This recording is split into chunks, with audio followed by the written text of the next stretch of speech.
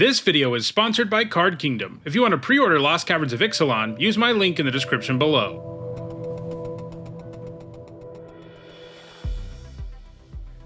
Hi everyone, I'm Ixalan, and in this video I'm continuing with my Lost Caverns of Ixalan limited set review. So far I've looked at all the multicolored, colorless white and blue cards, and today we're looking at the black ones. For each of these cards I'll discuss how I think they'll play in limited, I'll sum up my thoughts by using a letter grade. If you're new to my set reviews, you can find out what my grades mean by looking in the description. Couple of things to keep in mind as we look at these cards. First, I'm only evaluating these cards for limited play and not any other formats. This also means we're only talking about cards that appear in draft boosters. These are also my evaluations of these cards before playing with them, so I of course won't be right about everything, but I'll be providing updates about the format here on the channel as I play the format. Lastly, I want to let you know that I'm offering some set review related perks for both patrons and channel members. You get access to my ongoing notes during preview season, and by the end of the set review, you'll have a spreadsheet with all of my grades. If those perks sound interesting to you, and you want to support the channel, you can find ways to become a channel member or a patron in the description.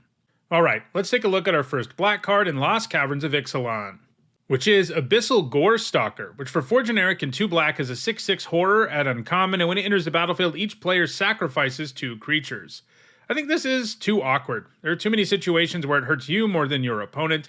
There are also the times where it's amazing, but you don't have that much control over how it's going to go, and I don't like that. I'm giving this a D. Next up, it's Ixalan's Deepest Betrayal, which for 3 generic and 2 black is a 4/4 legendary bat god at Mythic Rare. It's got flying and lifelink, and when it attacks, each opponent discards a card. For each opponent who can't, you draw a card. Whenever an opponent discards a land card, create a 1/1 black bat creature token with flying, and when it dies, return it to the battlefield tapped and transformed under its owner's control. At that point, it becomes Temple of the Dead, a land that can tap for black, and you can pay 2 generic and a black to transform it. Activate only if a player has 1 or fewer cards in hand, and only as a sorcery. I'm already really sold on a 5-mana 4/4 with flying and lifelink. That's like a B, maybe a B+. That's a kind of creature that can win virtually any race, so the fact that you have way more than that going on here is amazing. Ripping apart your opponent's hand and getting value for doing so, and then like all the gods in the set, he gives you value no matter what, because he turns into a land when he dies, and that land can allow you to get this creature back. Even if you never do manage to get him back, you will often be able to force your opponent to play the game differently because of that threat, and in the meantime you get some extra mana, and if you ever do bring him back, there's virtually no way your opponent can win the game, giving it an A. Next up, it's Acolyte of Ixalan, which for 2 generic and a black is a 1/4 vampire cleric at common. You can tap and sack another creature or artifact, and each opponent loses 1 life and you gain 1 life. There are plenty of expendable artifacts and creatures to be had in black, and this also works well with Descend stuff. Draining 1 life at a time is small, or at least it seems that way, but it really can keep you alive while pressuring your opponent. I'm giving this a C+. Next up, it's Another Chance, which for 2 generic and a black is a common instant. You may mill 2 cards, then return up to 2 creature cards from your graveyard to your hand. Playing 1 copy of this effect is usually a good idea in black decks in any limited format, but that's even more the case here, because milling yourself and loading the graveyard in general is easier than normal, and there are more payoffs for normal for doing so too. You still probably don't want more than 1 of these, but that first copy is something you're always going to want to take relatively highly, at least for a common, giving it a C+. Next up, it's Bitter Triumph, which for 1 generic and a black is an uncommon instant. As an additional cost to cast it, discard a card or pay 3 life, destroy a target creature or planeswalker. Paying life is typically going to be the better option, but obviously, as we've already seen, doing stuff with the graveyard is a good idea in black in the format. So sometimes you can discard things for very real value, like triggering Descent stuff. I think it will be easy to make the additional cost not matter much for this to be premium removal. After all, it deals with anything for 2 mana. I'm giving it a B. Next up, it's Bloodletter of Ixalan, which for 1 generic and 3 black is a 2/4 vampire demon at Mythic Rare. It's got flying, and if an opponent would lose life during your turn, they lose twice that much life instead, and importantly, as this reminds you, damage causes loss of life. So this is basically a 4-mana 4/4 flyer because of its ability, and it has an immediate impact on many boards, since if you have some other creatures around, your opponent's choice about how to block becomes very different. The triple black does make this harder to cast in limited than you might think, especially on curve, which is what you're really going to want to do if you have this in your opening hand. Like, you really want to play 2-drop, 3-drop Bloodletter, but you're just not going to be able to do that as often as you'd like because the mana is kind of challenging. Still very good, giving it a B+. Next up, it's Bloodthorn Flail, which for 1 black mana is an uncommon artifact equipment. Equipped creature gets +2/+1, and you can equip it for 3 generic, or you can discard a card to equip it. Without the discard option, this would be like a D. While it's cheap to cast, paying 3 to equip it for this meager of a boost is kind of rough. But with the ability to discard it to equip, we're talking about something that I think is significantly better, because you can discard cards for value in this particular format. It still seems less than exciting though, and probably doesn't make the cut unless your deck is really good at getting value out of discarding. I'm giving it a C-. Next up, it's Bringer of the Last Gift, which for 6 generic and 2 black is a 6/6 rare vampire demon. It's got flying, and when it enters the battlefield, if you cast it, each player sacrifices all other creatures they control. Then each player returns all creature cards from their graveyard that weren't put there this way to the battlefield. So this casts Living Death or Living End when it enters the battlefield, more or less, which is pretty cool, and that effect is crazy powerful, but it's pretty hard to make sure you get more benefit out of this than your opponent does. I mean, you do get to keep this 6/6 flyer and blow up everything else, but if your opponent has a well-stocked graveyard, a more well-stocked graveyard than you, there's a good chance you don't come out ahead when the dust clears. And if I'm paying 8 mana for something, I kind of want it to consistently make sure I'm in a more beneficial situation than my opponent. And sure, you can play this in your self-mill deck to increase your chances, but you're also going to encounter that kind of deck all the time in this format. There are land cyclers in this format, so it might be kind of funny to try to build a Living End deck where you cycle away a bunch of creatures early and then cast this and then reanimate them all. But that seems like kind of a sketchy strategy in the format. If cycling was a bigger factor in the format, this would get kind of interesting, but it's just not. I think this is probably just a D. Next up, it's Broodrage Mycoid, which for 3 generic and a black is a 4/3 fungus at common. At the beginning of your end step, if you descended this turn, create a 1/1 black fungus creature token with this creature can't block. And as a reminder text tells you, you descended if a permanent card was put into your graveyard from anywhere. So this will make a 1/1 on a decent number of turns, and it has passable stats. The tokens it makes are good sacrifice fodder.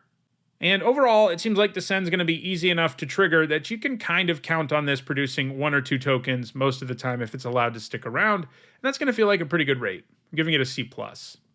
Next up, it's Canonized in Blood, which for 1 generic and a black is an uncommon enchantment. At the beginning of your end step, if you descended this turn, put a +1/+1 counter on target creature you control, and you can pay 5 generic and 2 black and sack this enchantment to make a 4/3 white and black vampire demon creature token with flying. So you probably need at least 2 counters before this feels like it's worth it, and I think that's doable. And it's great that in the late game, you also have the ability to put a very real flyer into play, while also triggering some other Descent stuff, potentially. This seems like a nice payoff for the various Descent strategies, which, keep in mind, can include self-mill, sacrifice, discard, and more. And it's great that you can cash it in for such a real body in the later stage of the game. I'm giving this a B-. Next up, it's Chupacabra Echo, which for 2 generic and 2 black is a 3/2 beast horror spirit at uncommon, and it has Fathomless Descent, which means this effect counts every single permanent that's already in your graveyard. So when this enters the battlefield, target creature an opponent controls gets -X until end of turn, where X is the number of permanent cards in your graveyard.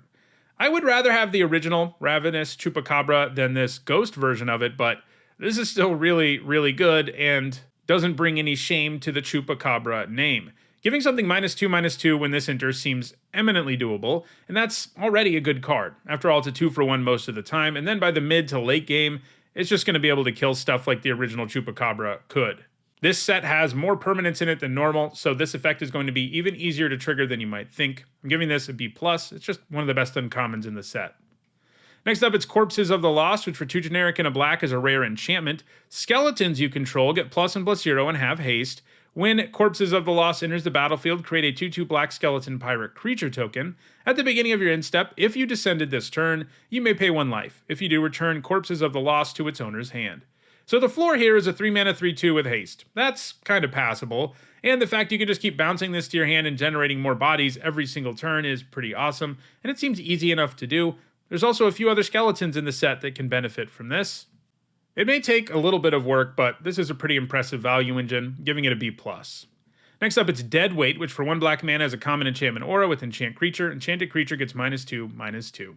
This is great removal anytime we see it, especially because they tend to put it in formats where you can get some extra value out of this kind of removal. 1 mana for -2/-2 is already premium, and you can trade up with that all the time, but the extra value in this format comes as a result of all the graveyard and descend stuff. Permanents that are removal spells are going to give you some nice extra value. You can have a much higher permanent density in your deck. This will trigger Descend when the thing it kills dies right away, etc., etc. So this looks great. Very good common, giving it a B. Next up, it's Deathcap Marionette, which for 1 generic and a black is a 1/1 fungus at common with Death Touch, and when it enters, you can mill 2 cards. So yeah, we've already seen that Descending is a key part of what black wants to do in this format, and the Marionette helps you do it, while also being capable of trading with anything, thanks to Death Touch, giving it a C. Next up, it's Deep Goblin Skull Taker, which for 2 generic and a black is a 2/2 Goblin Warrior at common. It's got Menace, and at the beginning of your end step, if you descended this turn, you put a +1/+1 counter on it. The Grey Ogre stat line is rough, even with Menace, but this can grow without a ton of effort, and the bigger it gets, the better Menace feels. I still feel bad enough about the starting point that I can't really go above a C here. This is one of those cards that where you kill it with dead weight is going to feel amazing because you spend 1 mana and they spend 3. And there's plenty of other cheap removal spells that can kill it too, and that's always the problem with creatures who start out small but make you do a little bit of work to get anything out of them. Still, this seems fine and like a reasonable payoff for this style of deck. I'm giving it a C. Next up, it's Deep Cavern Bat, which for 1 generic and a black is a 1/1 bat at uncommon. It's got flying and lifelink, and when it enters the battlefield, you look at target opponent's hand. You may exile a non-land card from it until Deep Cavern Bat leaves the battlefield. This looks nice. While you can't really call this type of effect a 2-for-1 since your opponent can potentially get the card back with relative ease, the kind of disruption this card gives you is serious. If you play it on turn 2 and take your opponent's only 2 or 3 drop, depending on who went first, you're already getting some serious value out of this. And the times when they can't kill it, it is basically a 2-for-1. And then this comes with flying and lifelink, making it a great place to put equipment. And there's plenty of reasonable equipment in this set. I'm giving this a B-. Next up, it's Defossilize, which for 4 generic and a black is an uncommon sorcery. Return target creature card from your graveyard to the battlefield. That creature explores, then it explores again. This is a returning mechanic that says, reveal the top card of your library, put that card into your hand if it's a land. Otherwise, put a +1/+1 counter on that creature, then put the card back or put it into your graveyard, then repeat this process. 5 mana reanimation spells that can only hit your graveyard don't tend to fare very well in Limited. They're usually in the D range. The problem being that you often don't have something worth spending this much mana on to reanimate it. But I think this one's going to be better than a D. First, black decks are great at loading the graveyard, and second, there are a cycle of big cycling creatures in the set who go great with this. It's probably still just a C, but given that the effect has looked like a D lately, that's a pretty good grade. Next up, it's Echo of Dusk, which for 1 generic and a black is a 2/2 Vampire Spirit at common with Descend 4. As long as there are 4 or more permanent cards in your graveyard, it gets +1/+1 and has a lifelink. This looks like a nice 2-drop. It's fine on turn 2, and black decks will get it to 3/3 and lifelink pretty often, and once it's there, it's a good chance that it's relevant on just about any board, giving it a C+. Next, there's Fanatical Offering, which for 1 generic and a black is a common instant. As an additional cost to cast it, sacrifice an artifact or creature, draw 2 cards, and create a map token. This is an artifact token with pay 1 generic, tap, sack it, target creature you control explores, activate only as a sorcery. This isn't quite Deadly Dispute, I don't think, but I think it's a pretty good comparison. This format has lots and lots of expendable stuff around, and this will often feel like you're giving up very little to draw 2 and get a map token, and that's serious value. I'm not sure you want more than 1 all that often just because they are fairly situational, but I think the first copy is a C+.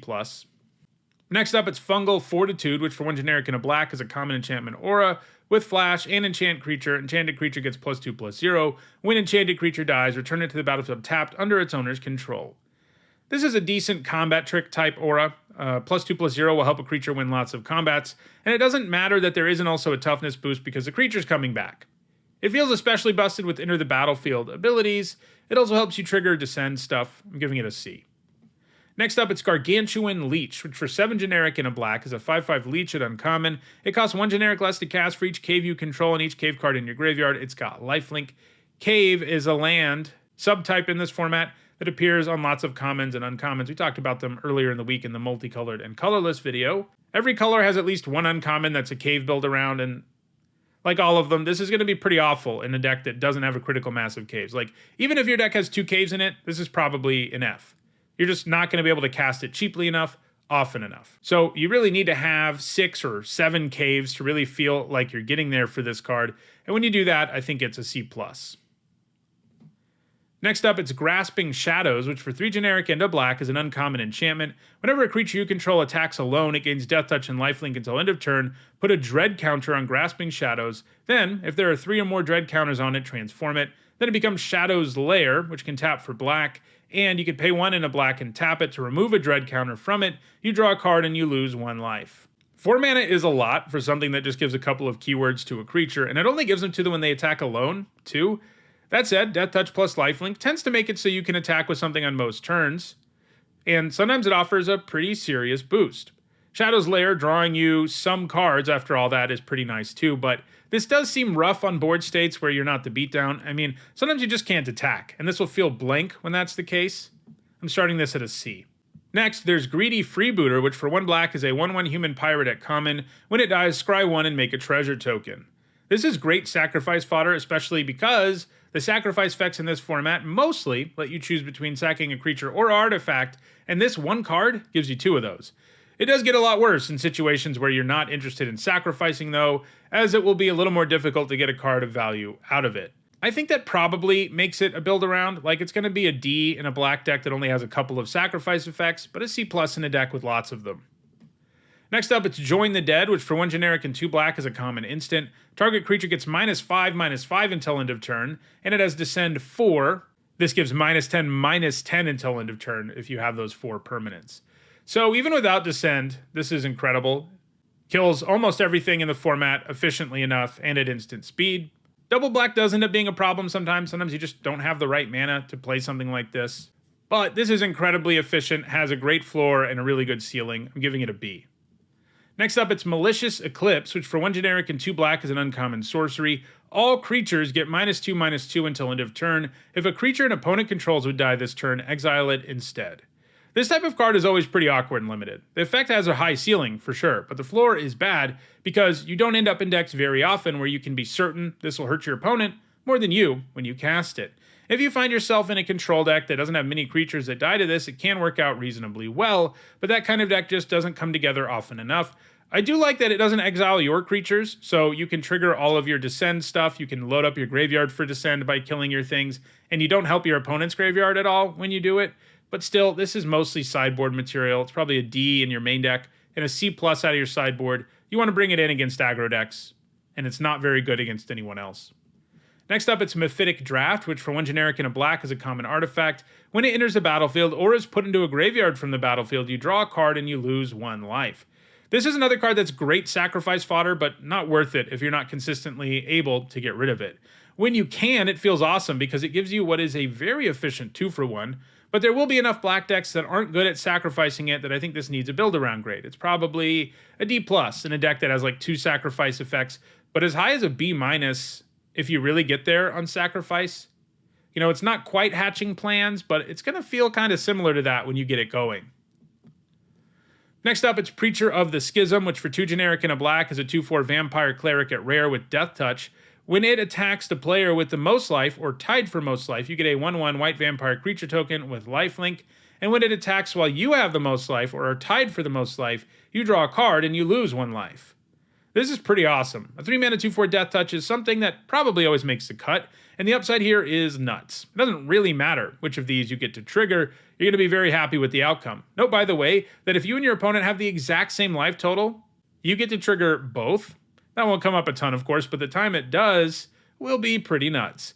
Because it's a Death Toucher, it's capable of attacking all game long too, as there just won't be situations where your opponent can block it without losing something. I'm giving this a B+. Next up, it's Primordial Gnawer, which for 4 generic and a black is a 5/2 insect horror at common, and when it dies, you discover 3. This means you exile cards from the top of your library until you exile a non-land card with mana value 3 or less, cast it without paying its mana cost, or put it into your hand, put the rest on the bottom in a random order. This is an ugly stat line, but it does make sure you get a 2-for-1. Still, the stat line is bad enough that I don't think this ends up always making the cut. I'm giving it a C-. Next up, it's Queen's Bay Paladin, which for 3 generic and 2 black is a 5/4 vampire knight at rare. When it enters the battlefield or attacks, return up to 1 target vampire card from your graveyard to the battlefield with a finality counter on it. You lose life equal to its mana value. This is a new counter type, the finality counter that is, that means when that creature dies, it gets exiled instead. If you get 1 vampire back with this, it'll feel insane. If you get 2, it's unbeatable. There is enough graveyard stuff and enough vampires in black that this doesn't really need a build around grade. It's probably just a bomb. I'm giving it an A-. Next up, it's Rampaging Spiketail, which for 4 generic and 2 black is a 5/6 dinosaur at common. When it enters the battlefield, target creature you control gets +2/+0 and gains indestructible until end of turn, and it has Swamp Cycling for 2 generic. So like all land cyclers, this has the upside of getting you a land when you draw it early, and being a reasonably relevant creature in the later stages of the game. And in this case, the Spiketail is likely to enable a pretty good attack the turn you cast it. But land cyclers in this format, especially in graveyard-oriented colors, have some extra value here. Cycling this will count as descending, and it also makes it more likely you get to descend 4 or 8, and you can also exile it from your graveyard for craft. So with all the extra synergy in mind, I think I'm significantly higher on this land cycler than I was on any of the 2-mana land cyclers from March of the Machines. I'm giving this one a C+. Next up, it's Ray of Ruin, which for 4 generic and a black is a common sorcery. Exile target creature, vehicle, or non-basic land, scry 1. We always get a super clunky black sorcery removal spell at common, and they're always kind of meh. It can deal with a lot of things, but it will basically never do it efficiently. Having scry 1 tacked on isn't exciting enough for this to rise above a C. Next up, it's Screaming Phantom, which for 2 generic and a black is a 2/2 spirit at common. It's got flying, and when it attacks, you mill a card. This looks like a nice common. It has passable stats and helps enable all of your graveyard shenanigans that you're almost guaranteed to have in black, giving this a C+. Next, there's Skullcap Snail, which for 1 generic and a black is a 1/1 fungus snail at common. When it enters the battlefield, target opponent exiles a card from their hand. It's pretty important that this makes them exile instead of discarding it, as you don't want to be helping your opponent get to send stuff going. We see 2-mana 1/1s with this kind of effect all the time, and they're always solid or better. I'm giving this one a C. Makes for pretty good sacrifice fodder too. Next up, there's Soul Coil Viper, which for 2 generic and a black is a 2/3 snake at uncommon. You can pay 1 and tap it and sacrifice it to return a creature card from your graveyard to the battlefield with a finality counter on it, activate only as a sorcery. This has almost passable stats, and this ability is pretty big upside in a graveyard-oriented format. Swamp cycling that card and then reanimating it with this seems pretty sweet. So, basically the floor here is reasonable and the ceiling is high. I'm giving it a C+.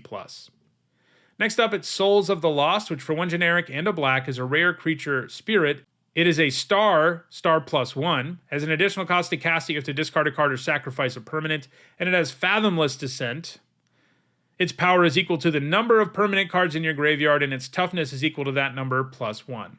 This is sort of like a black Tarmogoyf. That sounds really cool, especially for 60-card formats, but believe it or not, Tarmogoyf isn't very good in Limited. This does have a higher ceiling because it just counts permanents total and not permanent types, and this format certainly has a variety of ways for you to set up your graveyard, but the ceiling here is still a huge vanilla creature, one that you normally can't really play on turn 2. Sure, the discard sacrifice part can allow you to set it up more, and discarding or sacrificing a land to make this a little bigger sounds fine, but I'm still not that impressed with the ceiling here. It takes some real setup, and you're never really going to feel overjoyed when you put this on the battlefield. I think it's just a C. Next up, it's Stalactite Stalker, which for 1 black mana is a 1/1 Goblin Rogue at rare. It's got Menace. At the beginning of your end step, if you descended this turn, put a +1/+1 counter on Stalactite Stalker, and for 2 generic and a black, you can sack it, and target creature gets -X/-X until end of turn, where X is Stalactite Stalker's power. A 1-mana 1/1 with Menace is pretty nice on turn 1, and this can grow relatively easy, and even turn into a removal spell. It seems like you're getting a ton for your 1-mana investment here. I'm giving this a B+. Next up, it's Starving Revenant, which for 2 generic and 2 black is a 4/4 Spirit Horror at rare. When it enters the battlefield, you surveil 2. Then for each card you put on top of your library, you draw a card and you lose 3 life. It has Descend 8. Whenever you draw a card, if there are 8 or more permanent cards in your graveyard, target opponent loses 1 life and you gain 1 life. Even without the Descend part, I would be pretty pumped about this card. It has a solid stat line and gives you serious card selection and or a way to load the graveyard and or card draw. Getting a 2-for-1 seems commonplace, and the ceiling on this card is pretty nuts. It's a 3-for-1 that drains your opponent a bunch of life. It's nice that it can help you get to Descend 8 all on its own too. I think the whole package here reaches into the lower bomb tier. I'm giving it an A-. Next up, it's Stinging Cave Crawler, which for 2 generic and a black is a 1/3 Insect Horror at uncommon. It's got Death Touch and Descend 4.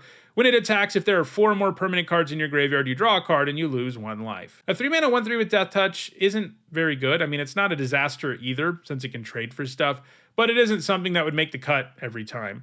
So for this to be worth it, you're hoping to get Descend going, and once you do, your opponent's going to have a hard time not getting 2-for-1. The card does work well with itself, as sometimes a 1/3 Death Toucher will buy the time you need to get to the point where you have Descend 4. I'm giving this a C+. Next up, it's Synapse Necromage, which for 2 generic and a black is a 3/1 fungus wizard at uncommon. When it dies, create 2 1/1 black fungus creature tokens with this creature can't block. This is an ugly stat line, but this replaces itself with 2 bodies, which are really valuable in this format, even if they can't block. There's just so much you can do with them, with sacrificing the most notable in black. I think this ends up giving you a ton for your mana, giving it a B-. Next up, it's Tarian's Journal, which for 1 generic and a black is a rare legendary artifact. You can tap it and sacrifice another artifact or creature to draw a card, activate only as a sorcery. You can pay 2 generic and tap it and discard your hand to transform it into the Tomb of Aklazotz, a legendary land cave that you can tap for 1 black. You can tap it and you may cast a creature spell from your graveyard this turn. If you do, it enters the battlefield with the finality counter on it and is a vampire in addition to its other types. 2 mana artifacts that don't have an immediate impact on the board can be a liability and limited, but the upside here is worth it. The ability it has while it's the journal isn't bad to begin with, especially if you have map counters and other fodder, and then transforming this in the late game is absolutely massive. Casting creatures from your graveyard is crazy powerful, and that kind of advantage will make it very hard for your opponent to overcome it. Even if you draw this late, transforming it right away is pretty easy. It might be a little slow and awkward, but the floor is reasonable, and the ceiling is that you get a game-winning land. I'm giving this an A-. Next up, it's Terror Tide, which for 2 generic and 2 black is a rare sorcery with Fathomless Descent. All creatures get -X/-X until end of turn, where X is the number of permanent cards in your graveyard. Sweepers are powerful, but they can be very awkward in aggressive limited decks. This one also takes some setup, but it does seem like a pretty insane card in controlling black decks. That puts us in a weird spot. You first pick it almost anytime you see it, but if you're an aggro deck by pack 2 or 3, you probably don't even want it. I'm giving this a B+. Next up, it's Tithing Blade, which for 1 generic and a black is a common artifact. When it enters, each opponent sacrifices a creature. It can craft with a creature for 4 generic and a black. That means you exile this and exile the creature you control or a creature card from your graveyard and return this to the battlefield transformed, craft only as a sorcery. It comes back as Consuming Sepulchre. At the beginning of your upkeep, each opponent loses 1 life and you gain 1 life. 2 mana for an Edict effect is usually like a C- in limited. Good in the early game, not so good later, but this is an artifact which comes with serious value in this format anyway. Sacrificing this, for example, seems like reasonable value after you've already made your opponent sacrifice something. And obviously the craft upside is huge here too. Once transformed, this creates a life difference of 2 between you and your opponent during your upkeep, and that makes your opponent's life very difficult. Crafting is relatively easy here too. This is a really good common. I'm giving it a B-. Next up, it's Visage of Dread, which for 1 generic and a black is an uncommon artifact. When it enters the battlefield, target opponent reveals their hand. You choose an artifact or creature card from it.